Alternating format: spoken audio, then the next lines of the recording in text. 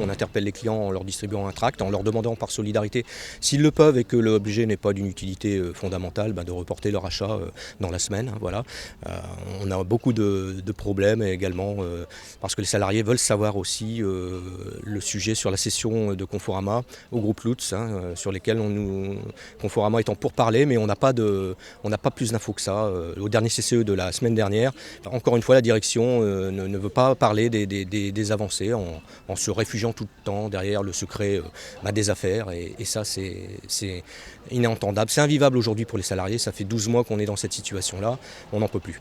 C'est un premier dégraissage. La direction va voir par exemple les personnes qui ont le moins d'ancienneté pour leur demander si ils sont aptes à la démission, etc. Ils ne remplacent pas les départs naturels à la retraite. On en a eu ici quelques-uns sur l'établissement.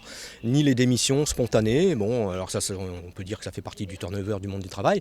Sauf que quand vous êtes à des postes clés, on ne peut pas demander après à un autre salarié de remplacer à ce poste-là. C'est pas possible, quoi. Donc on réclame 5 embauches en CDI, notamment pour transformer quelques intérimaires au dépôt.